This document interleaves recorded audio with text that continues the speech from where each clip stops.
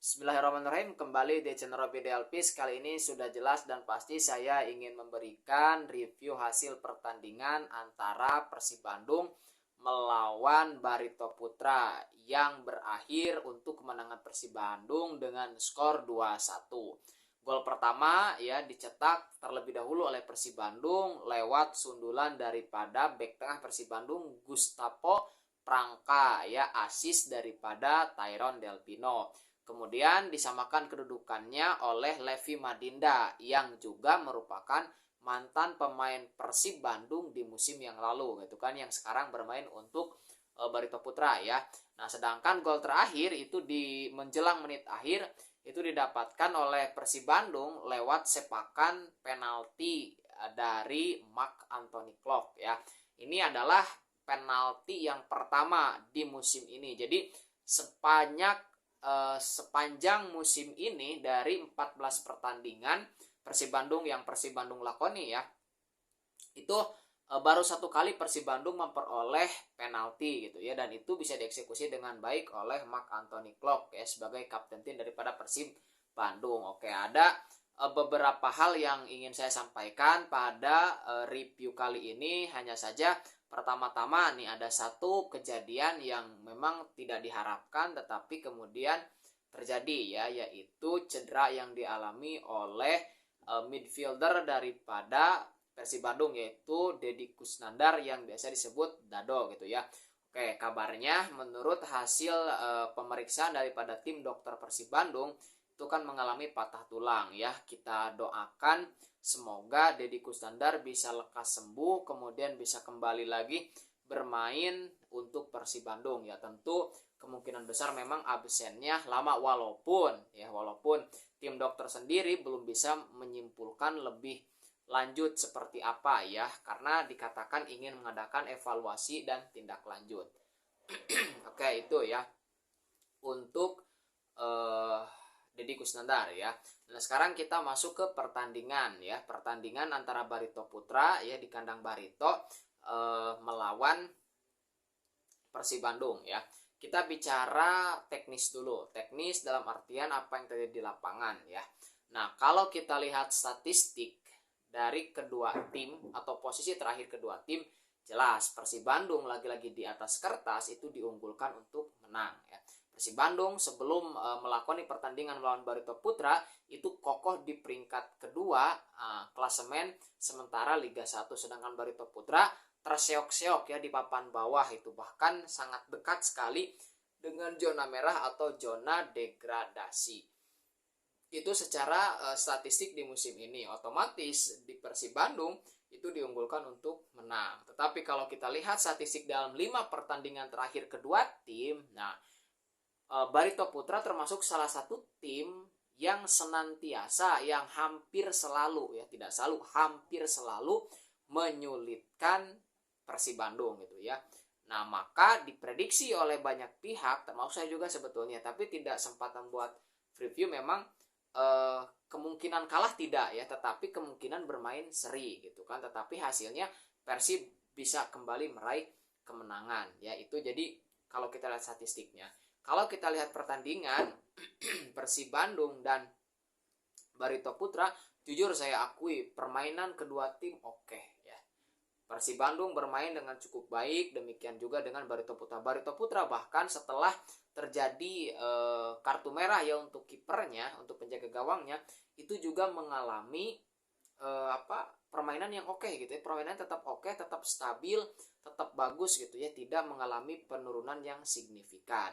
Oke, jadi kalau kita lihat permainan baik di babak pertama ataupun di babak kedua, secara teknis kedua tim bermain sangat baik ya. Persib Bandung mampu cukup kesulitan ketika meladeni permainan daripada Barito Putra. Dalam hal ini, karena Persib Bandung diunggulkan, maka Barito Putra dapat dianggap sebagai berhasil menyulitkan Persib Bandung, walaupun pada akhirnya mereka kalah ya. Kalau kita lihat pakai starting line up, nah Barito Putra sebagai tuan rumah, Coach RD itu kan kalau tidak salah menggunakan formasi 3-4-3 ya. Dan ini untuk memblok ya, bukan memblok, menahan gempuran dari sisi sayap yang dimiliki oleh Persib Bandung. Dan kita lihat memang ya, baik Ciro Alves ataupun Beckham Putra walaupun bisa menembus pertahanan, tetapi terutama Ciro juga gagal memberikan atau gagal mencetak gol gitu ya. Jadi secara umum taktik yang diterapkan oleh Coach Rahmat Darmawan dengan permainan yang dimiliki oleh Barito Putra itu cukup berhasil meredam agresivitas daripada Persib Bandung. Tetapi Persib Bandung sendiri itu bermain dengan cukup baik. Dan kembali nih ke formasi ya, kalau kita lihat formasinya adalah ke 4-3-3 atau 4-2-3-1 ya. Nah, ketika Deddy Koesnandar tidak ada, digantikan oleh Adam Alis, permainan Persib Bandung tetap relatif stabil.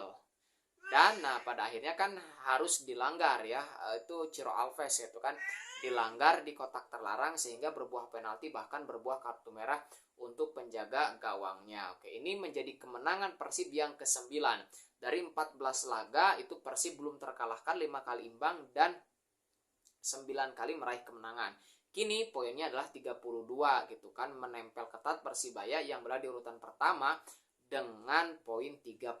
Tetapi Persib punya satu pertandingan lebih, yaitu melawan Bali United. Artinya kalau Persibaya bisa menyapu bersih, Persib Bandung bisa menyapu bersih, maka Persib Bandung yang akan menjadi juara separuh musim ya. Karena kan masih ada satu pertandingan tambahan. Poin maksimalnya kalau tidak salah Persib Bandung akan 41, kemudian untuk Persibaya akan 40 seperti itu.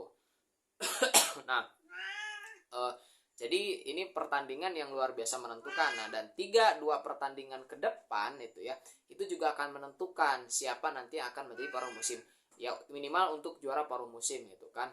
Tapi peluang terbesar sekarang ada di 2 tim ya, Persib Bandung dan juga Persibaya Surabaya. Tetapi kalau kita lihat lawan selanjutnya, tentu Persib Bandung yang lebih diunggulkan untuk menjadi juara separuh musim ya, karena Persibaya kalau tidak salah bertanding itu melawan tim-tim besar. Ada Bali United, kemudian juga ada Borneo FC, merupakan 2 tim papan atas yang pasti akan menyulitkan atau menjegal upaya Persibaya Surabaya menjadi juara di separuh musim.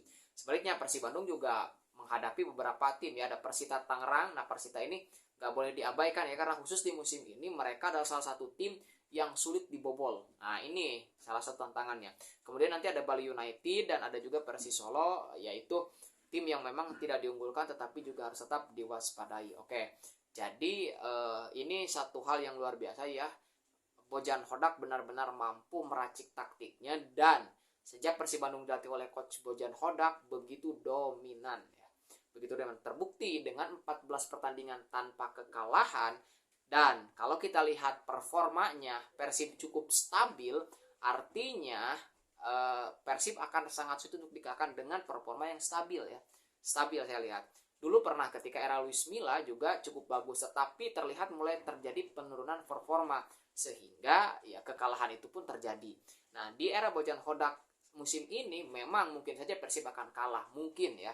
Tetapi kalau mampu konsisten seperti sekarang, dan sekarang masih konsisten gitu kan, dengan melakukan rotasi dan lain sebagainya, dan kedalaman squad yang lebih tebal dibandingkan musim lalu, saya optimis Persib Bandung akan sangat sulit untuk dikalahkan di putaran kedua juga itu. Jadi saya memprediksi bahwa Persib Bandung akan bisa menyapu bersih. Dengan Bali United mungkin bisa bermain imbang tapi tidak kalah. Ya kemudian dengan beberapa pertandingan juga masih bisa gitu ya. Itu, tetapi kalaupun Persib Bandung jadi juara ya separuh musim, ya itu belum tentu dia akan menjadi juara gitu kan. Karena nanti masih ada di putaran kedua ya. Kita doakan saja semoga Persib Bandung tetap konsisten ya dengan permainan yang ada.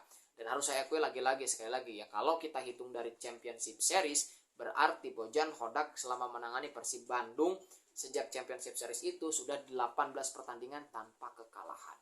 Dan kalau kita lihat statistik secara umum, Persib Bandung bersama Bojan Hodak memainkan 43 pertandingan dengan hasil yang luar biasa. 3 kali kalah, kemudian 16 kali imbang, dan sisanya adalah berakhir dengan kemenangan. Luar biasa sekali. Oke, itu review saya untuk pertandingan Persib Bandung melawan Barito Putra. Tunggu di bagian selanjutnya. Saya juga akan membahas nanti pertandingan selanjutnya ya, kalau tidak salah melawan Persita di kandang sendiri ya, di Stadion Gelora Bandung Lautan Api. Oh ya, satu lagi. Faktor non teknisnya adalah sayang sekali, ini yang juga dikeluhkan oleh banyak pihak termasuk para pemain nih, adalah lapangan yang buruk ya. Termasuk kejadian cederanya Deddy Kusnandar itu salah satu faktornya adalah lapangan yang buruk. Oke, mudah-mudahan ini bisa diperbaiki oleh PT LIB ataupun yang pihak lain ya, PSSI. Oke, seperti itu. Bagaimana komentar teman-teman mengenai kemenangan penting ini? Silahkan di kolom komentar.